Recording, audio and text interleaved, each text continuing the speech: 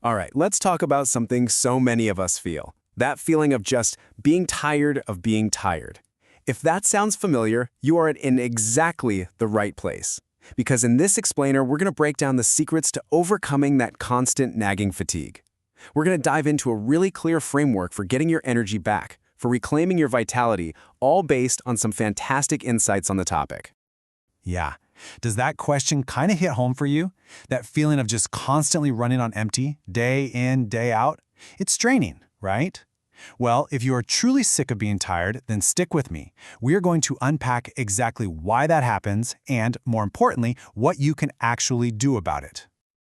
Okay, first things first, we have to reframe this whole problem. The big idea here is that fatigue, it's not just being tired. It's not a normal part of having a busy life.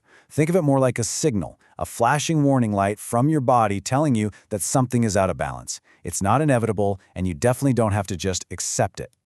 And this is probably the most crucial first step, shifting your mindset. It is so easy to fall into these traps, right? Thinking, oh, it must just be me, I'm not motivated enough, or I just need another cup of coffee. But the real insight, the game changer, is realizing that sustainable energy comes from fixing the foundation, not just patching the cracks. It's a complex condition, not some kind of character flaw.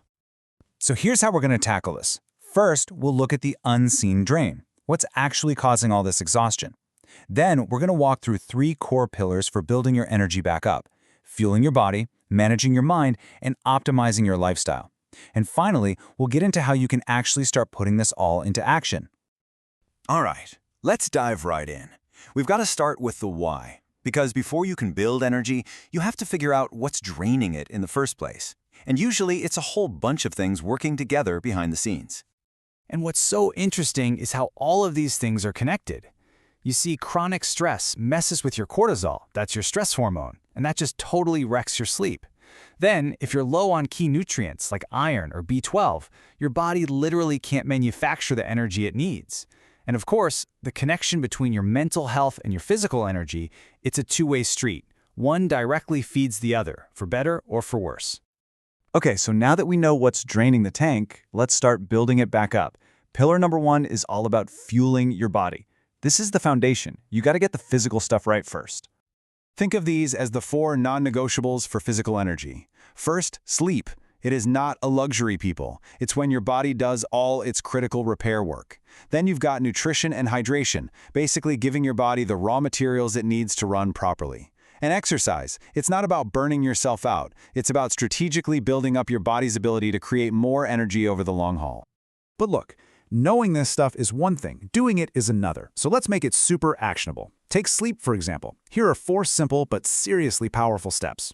A consistent schedule is king, even on weekends. Make your bedroom a sanctuary, cool, dark, and quiet. That tells your brain it's time to shut down. Then you've got to wind down properly, which means getting away from screens and stimulants. And that last one, getting some sun first thing in the morning, that is like hitting the reset button on your body's internal clock for the whole day. All right, on to pillar number 2, managing your mind. This is huge and is so often overlooked. We have to tackle the mental and emotional drain, because trust me, your mental state is a massive piece of the energy puzzle. You know, your brain uses a ton of energy. And if it's always stuck in that fight or flight stress mode, it's just like leaving a really demanding app running in the background of your phone. It just sucks the battery dry. That's why something like mindfulness isn't just a nice to have, it actively helps lower those stress hormones. And building resilience, practicing gratitude, this is all about rewiring your brain's default settings from things that drain you to things that actually give you energy. And again, let's make this super practical. This isn't some mystical thing about emptying your mind. It's just about training your focus. All you do is sit comfortably and just pay attention to your breath, the feeling of the air coming in and out. Now, your mind is going to wander. It always does. The whole practice is just noticing when it happens and then gently, with zero judgment, bringing your focus back to your breath. That's it. That simple little action is like a bicep curl for your attention span, and it gives your nervous system a much-needed break. Okay, let's move on to our third and final pillar, optimizing your lifestyle. This is all about shaping the world around you, your habits, your routines, your environment, because all of that has a massive day-to-day impact on your energy levels. This is really where it all comes together.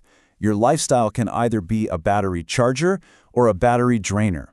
Think about it. Constant notifications from your phone create this low-grade, constant stress. A good morning routine can set a positive, energetic tone for the entire day. And here's a big one. So many of us treat rest and fun like a reward we get only if everything else is done, which, let's be honest, is never. The key is to start treating them like necessities, things you actually schedule into your calendar. Let's zoom in on tech, because this is a huge one for almost everyone. The goal is to stop letting your phone dictate your life and start telling it when you'll pay attention. So turn off non-essential notifications. Seriously, just that one move can dramatically lower your background stress. And creating device-free zones, like making the bedroom a strict no-screen zone, is probably one of the most powerful things you can do for your sleep and your sanity. So, there you have it. We've looked at the hidden causes of fatigue, and we've walked through the 3 big pillars of the solution. But just knowing this stuff isn't enough, right? Knowledge is useless without action. So the real question is, how do you actually start? I think the most important thing to take away might be wrapped up in this quote. This is the core belief you have to adopt. This isn't about being a victim of your busy life. It's about realizing that you have the power to influence your own energy. You absolutely have the capacity to make these changes. And here is the real secret to making it stick. Please don't try to perfectly implement all of this overnight. That is a guaranteed recipe for burnout. The key is to see this as a journey, not a destination. It's about picking one small, manageable thing, doing it consistently, and then building on that success. So, I'm going to leave you with this question. Forget about overhauling your entire life tomorrow. Just for today, what is the one single small step you can take to reclaim just a little bit of your energy? Maybe it's turning off your email notifications. Maybe it's going for a 10-minute walk at lunch. Maybe it's just drinking one extra glass of water. Just choose one thing and start there, because that's how this whole thing really begins.